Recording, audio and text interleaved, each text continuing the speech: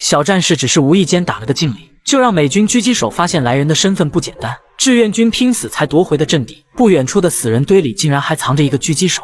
副连长，指导员啊！副连长的意外出现，帮李延年挡下了这颗致命的子弹。然而敌人却没有意识到，他们惹了一个不该惹的人。张少基，到，拿榴莲炮，把他给我轰出来！是。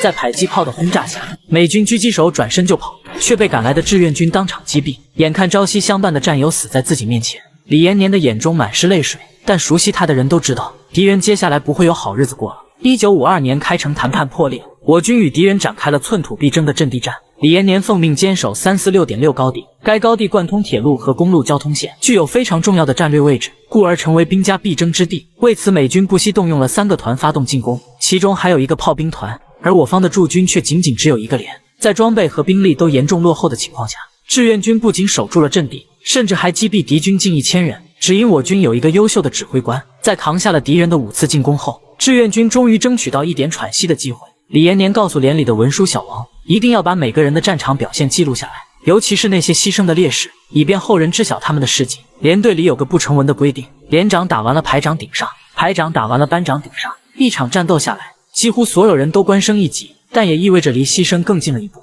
休整工事时，罗后才不顾阻拦离开阵地，径直来到被打死的美军狙击手身旁。他要找到那把装有高倍镜的狙击枪，原来他是连里的神枪手，做梦都想缴获一把好枪。然而他刚找到那把枪，就被对面的敌人发现。幸好弹片只是划破了他的手臂。经过这场战斗后，李延年突然意识到，狙击手在战场上可能会起到至关重要的作用。于是他临时起意成立了一个狙击小组，专门狙杀敌军的指挥官和机枪手。殊不知这一举措会直接左右接下来的战局。不久后，敌人派出了轰炸机，文书小王被吓得呆愣在原地。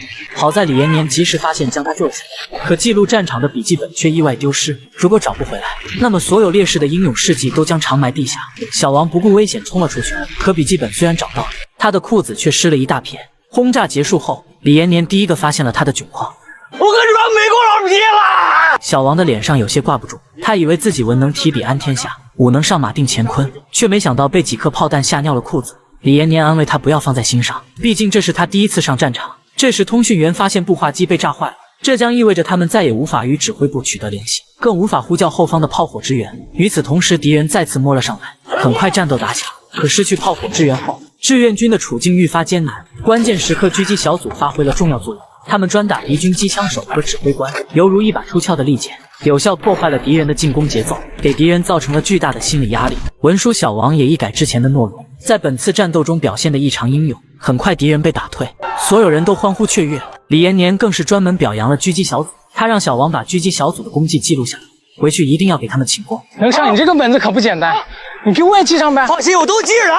然而话音刚落，敌人的飞机又来了，有的战士来不及躲避，被炸得遍体鳞伤，没受伤的连拖带拽，把受伤的人拖进掩体，阵地顿时被炸得满目苍茫，唯有那面鲜红色的旗帜在战火中巍然屹立。泥土掩埋了李延年的身体，小战士哭喊着把土刨开，全然没注意到自己的腿已经受伤。李延年想给他冲洗一下伤口，小战士却死活都不肯。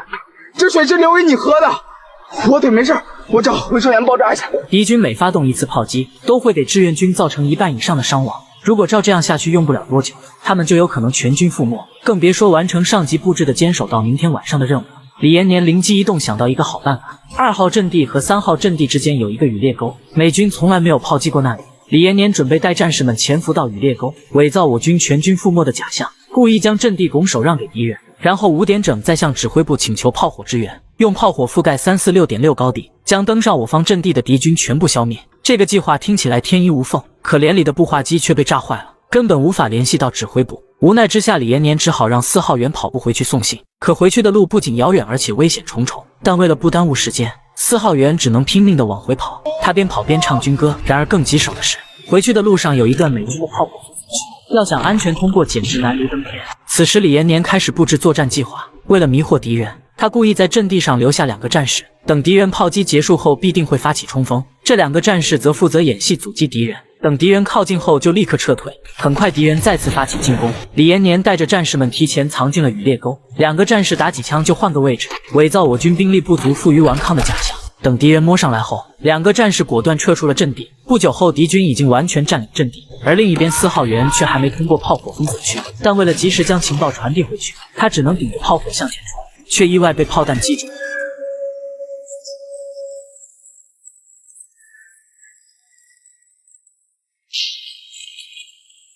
而此时的指挥部也乱成一团，因为长时间联系不上李延年，再加上346.6高地的枪声也停了，营长觉得阵地80%是丢了，李延年的连队也可能打没了。想起那些可爱的战友，他实在咽不下这口恶气，当即决定用炮火覆盖346.6阵地，却被一旁的参谋长拦下。你要干什么？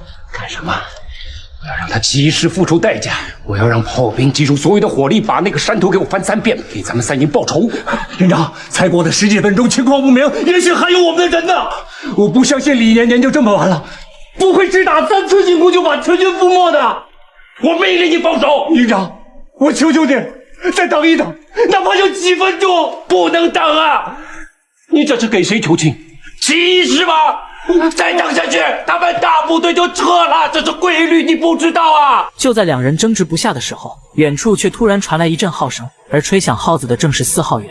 他的双腿已经被炸得血肉模糊，却硬生生地爬出了封锁区，鲜血止不住地往下流，但心中的意志却从未屈服。当参谋长带人赶到的时候，他已经牺牲了，可手里却牢牢攥着李延年让他带回来的那封信。很快，这封信就被转交到营长手中。得知李延年的计划后，他果断下令：炮兵，马上火力覆盖346.6高地，注意，一定要避开2号和3号阵地之间的雨猎沟。